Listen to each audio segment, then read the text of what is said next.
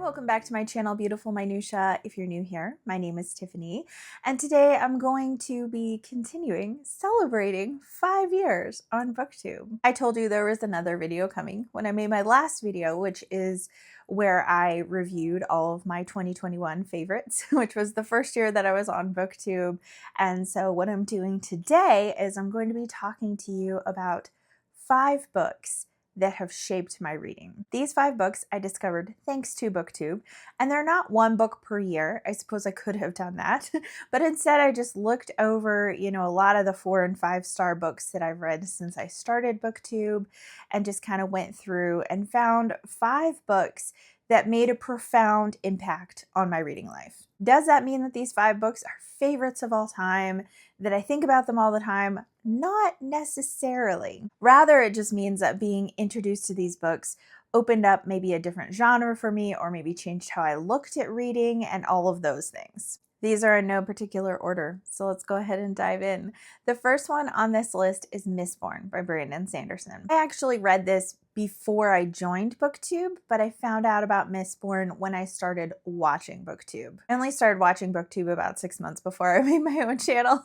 So, it still all ties in. And actually, I think one of my first wrap-ups on my channel, I did talk about The Hero of Ages, which is the 3rd book in the original Mistborn trilogy. The reason why this book is on here is, again, not so much because it's like a favorite of all time. This is not like my favorite Sanderson book even, but it introduced me to more epic fantasy that has like a hard magic system and rules for the magic system and really like in-depth world building. Up to this point, the fantasy that I had read had been like classic fantasy like Lord of the Rings or, Chronicles of Narnia, or middle grade fantasy, or even YA fantasy that had a much lighter feel to it. It felt like it was more about the vibes than it was about the magic itself or the world building or anything like that. So I was really intimidated by epic fantasy because I thought I wouldn't be able to understand it. I thought I wouldn't be able to follow it. I thought that the more rules there were for the magic, the harder it would be for me to grasp, when actually, in all actuality, I've since found out that a lot of times I do like a hard magic system. I do like for there to be rules and to understand how it works and all of that kind of stuff. So I really have Sanderson to thank for opening up that world to me. For a really long time, he actually was my favorite fantasy author as well. That's not really the case so much anymore. I haven't loved a lot of his like newer books that he's come out with.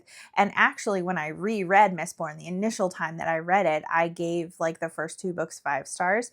And I didn't quite have 5-star feelings the second time that I read it, though I did still enjoy it. But I do still think that Sanderson has incredibly imaginative world building, and it's extremely expansive, and the way that the Cosmere interconnects is completely brilliant. I also tend to get pretty attached to a lot of Sanderson characters, so I love his character work as well. So I am really, really thankful that I took the plunge and dove into Sanderson.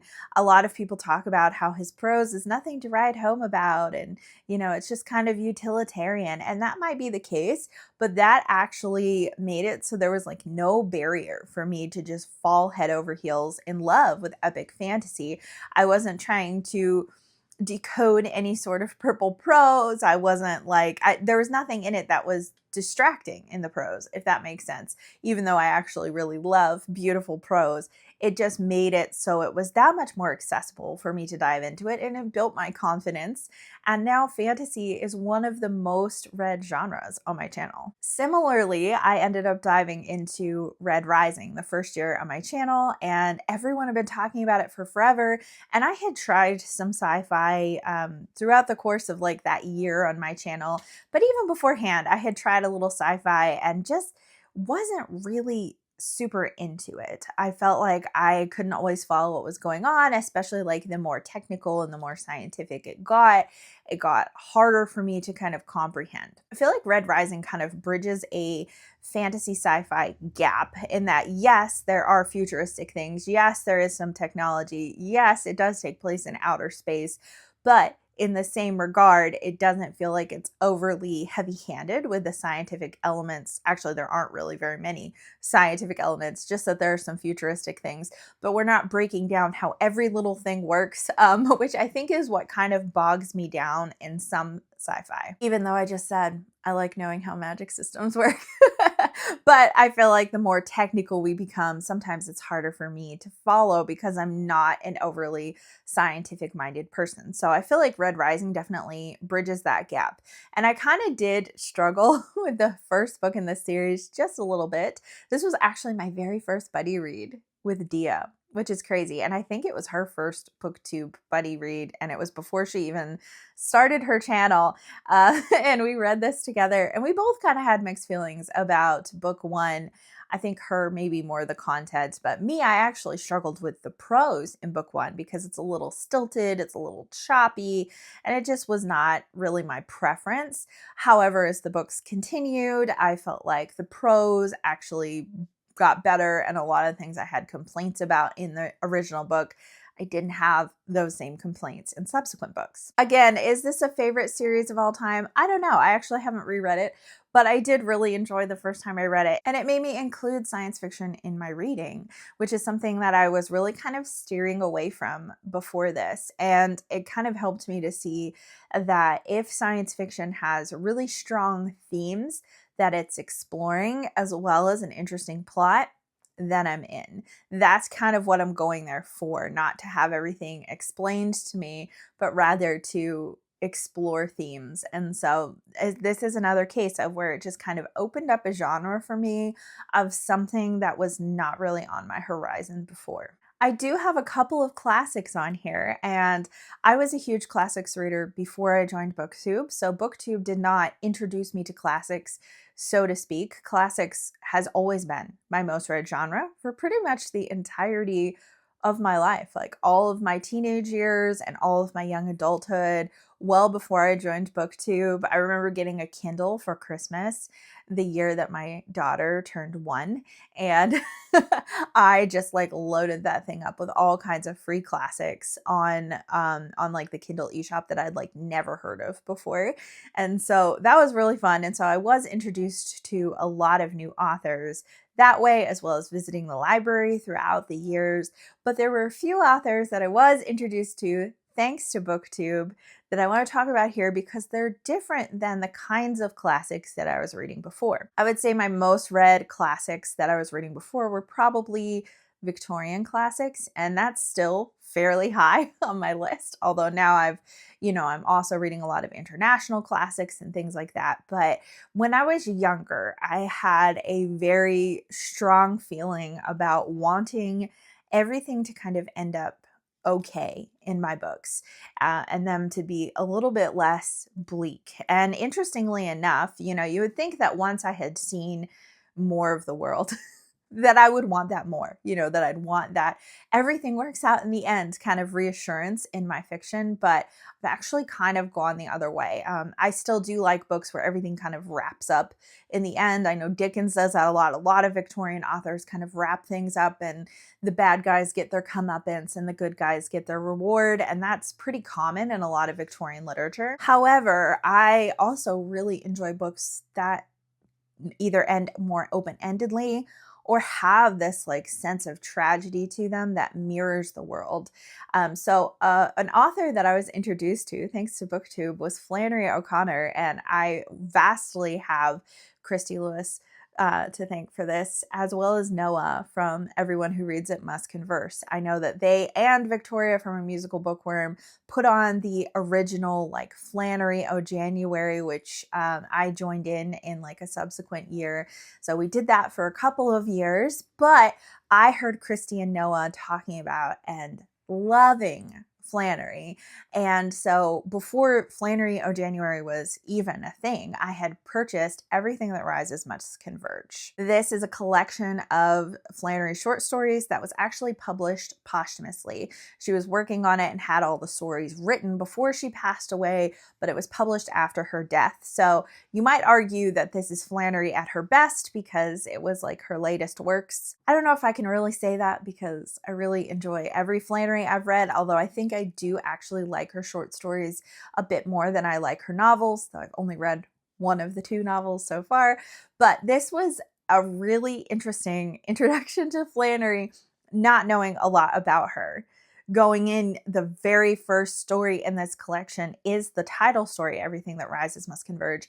And it is just like such a gut punch. I wasn't prepared truly for the level of kind of horror that is in these stories. I don't mean horror like the stereotypical horror genre. I mean, there are horrifying things that happen that are just like a gut punch that drives home the point that Flannery is trying to make, and different short stories have different points, but I think a lot of them all come back to like pride, hypocrisy. There's a lot of prejudice and racism in her stories that she's trying to point out as an author who is writing in the South. But Flannery takes an unflinching look at the depravity of humanity, honestly, at the parts of ourselves that we hide away inside, and takes them to a level that hopefully none of us reach.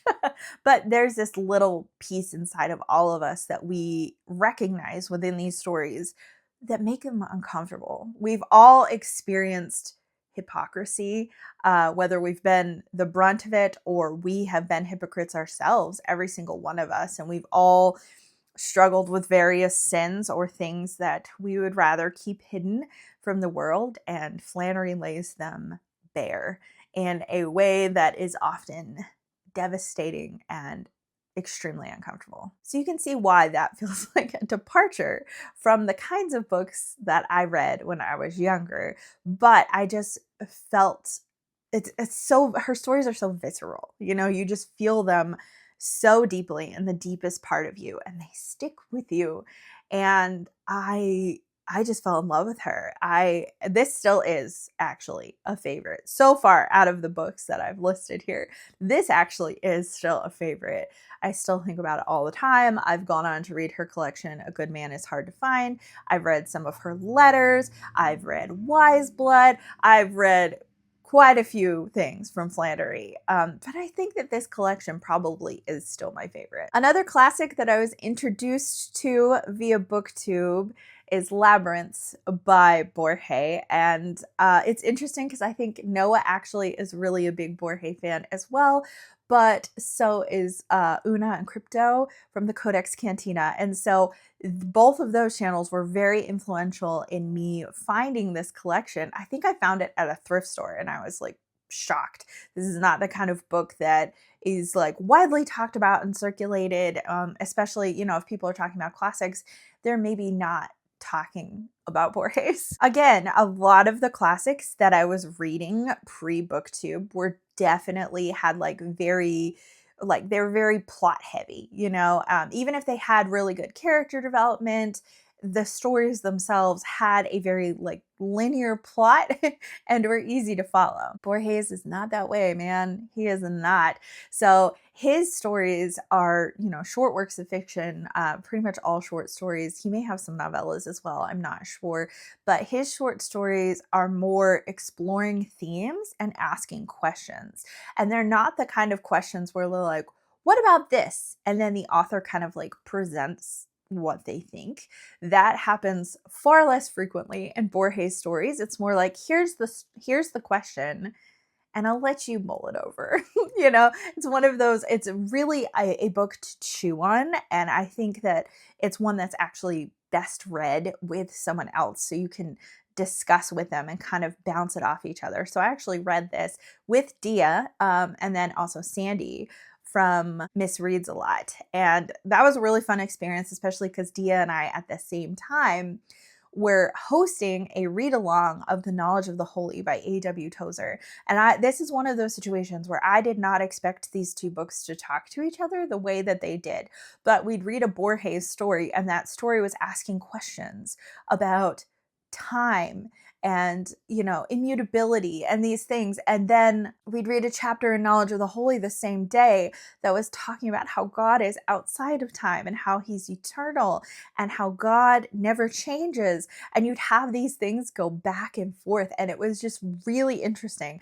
I never thought that reading Borges in conjunction with a book about the attributes of God would so closely align, but it actually really did. So that's part of the reason I think why I liked Labyrinth so much. But Labyrinth was, again, a situation where it pushed me out of my comfort zone in terms of what I was comfortable reading. I was comfortable reading books that were more stories. I was comfortable reading full-length novels. I was comfortable reading translated fiction, although a lot of the translated fiction that I'd read up to that point was French and Russian. But still, I didn't have any qualms about reading something that was translated.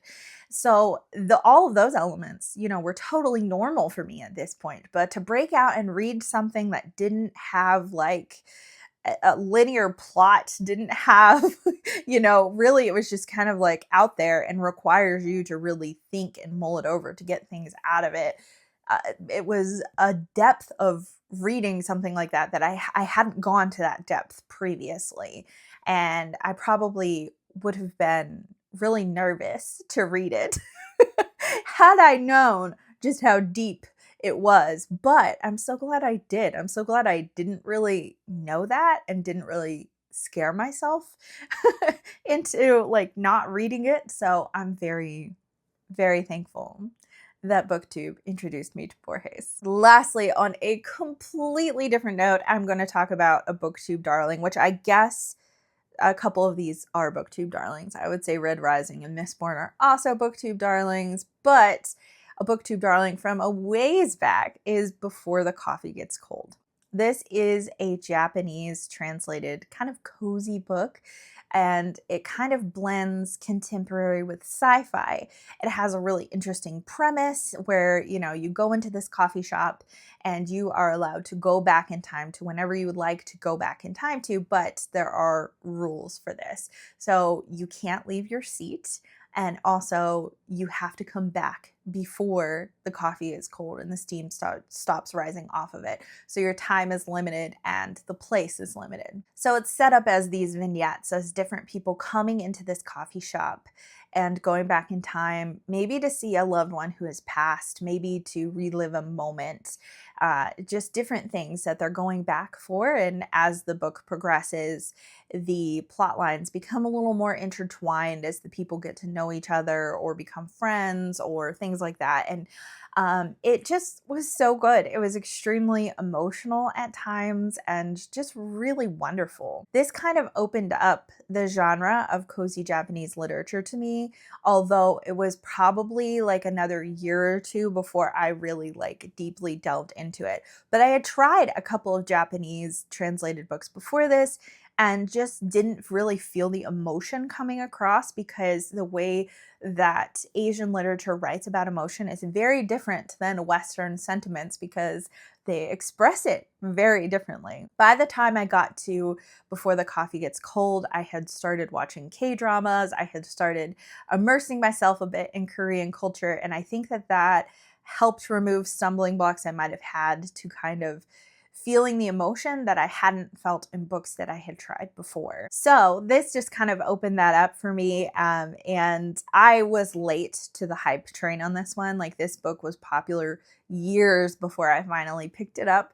But I'm glad that I did, because I usually tend to wait for the dust to settle before I pick up a hyped book. But this is one of those situations where there's part of me that's like, oh man, I wish I had picked it up sooner and known the love that I now have for Japanese literature. But at the same point, maybe it was good that I waited until I had learned a bit more about Asian culture and started like enjoying different entertainment and things like that. Maybe that actually aided in me connecting to this one as much as I did. But as you might know now, whenever I just need a little pick-me-up or a little joy in my life, I turn to Japanese cozy literature, because even though they take a look at things like grief and death and things like that are emotional and weighty, the way that they write about it is so gentle and soothing that it can be an emotional book that makes me cry and yet I still consider it cozy.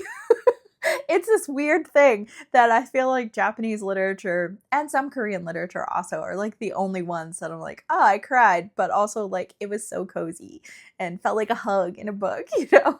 So yeah, I'm forever thankful that this book was so popular because it then introduced me to, you know, the Kamigawa food detectives and the Curious Kitten at the Chibaneko Kitchen and the Lantern of Lost Memories and all these other really wonderful, cozy Japanese books that have just made my life happier. So those are 5 books that I read because of Booktube. Never would have heard of them if it weren't for Booktube. At least I don't think so.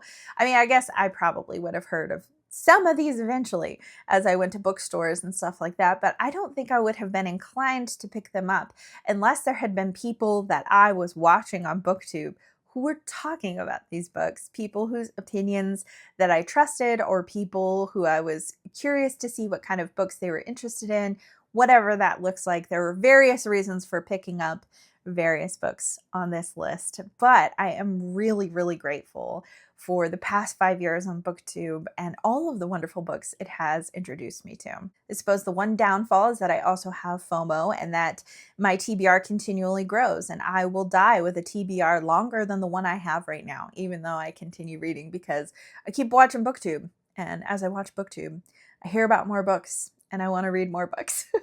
That's probably a problem for you as well. I'd love to hear from you in the comments down below. What are some books that Booktube has introduced you to that has changed the way you read or shaped the way you read in a way that you still see those fingerprints today? Thank you so much for watching. If you like this video, please hit like and also subscribe so you can continue to see more bookish content from me. And I will see you again next time.